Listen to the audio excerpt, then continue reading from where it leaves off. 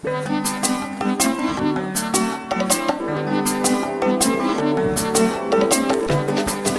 mkubwa.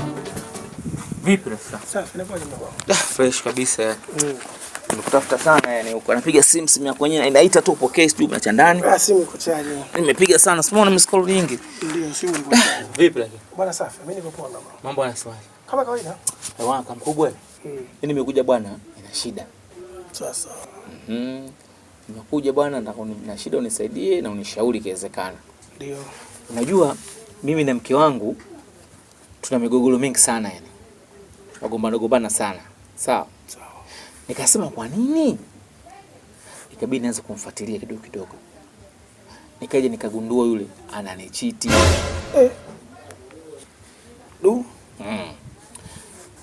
Nimemfumania mara ya kwanza.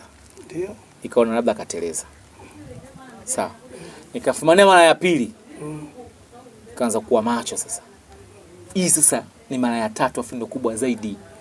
Nimemshuhudia anatoka guest na usiniambie. Hapo watoto kawacha nyumbani. Kumekatazwa. Zaidi ya masaa matatu nimekuta hapa watoto wanalia. Hakuna. Ashindwe. Nikasema ile swala peke yangu mimi niweza nikaliamua vibaya. Sasa nikapiga nikaua. Ikabidi kwanza ende sema nikatulia. Nikaja kwako wewe sababu nyinyi najui kidogo watu umri umeenda na mshaka kwenye ndoa na IQ kubwa sana. Ni kweli kabisa.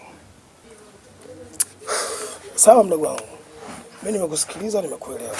Lakini watoto wa kiumeni tuna kodi zetu. Sawa bwana? No. Majina matatu. Sasa majina matatu ya nini? Mdogo wangu. Wewe umekuja kufuata shauri kwangu? Ndio. Sasa kwa nini unanikatalia katika hili? Nipe majina matatu.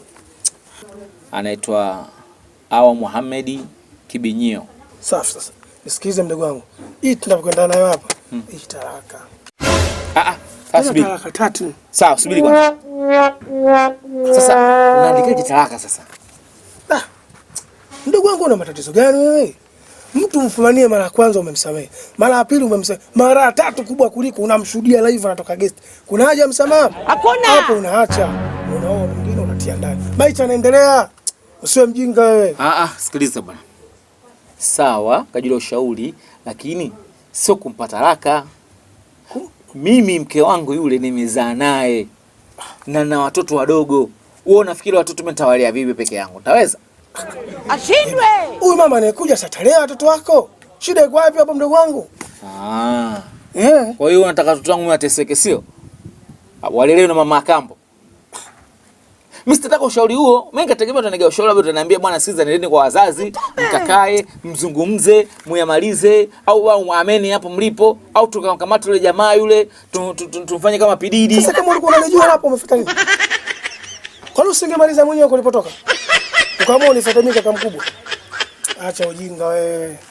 Wanaume hawaishi hivyo. Watoto mjini tuna kodi zetu, tunakata tunafunua tumemaliza. Mimi sitaki sikubaliane nawe bwana. Kama ndio hivyo mimi bwana mimi na sifa zangu sitaki. Dogo leo ovyo kweli kumbe rafiki yangu. Unanizingua. Boya sana wewe mdogo wangu wewe. Utaendelea kugongewa kila siku na ujinga wako. Mpumbavu kweli.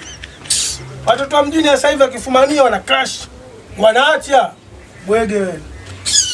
Kumbe unapenda? Ndio fumania na kama acha. Boya.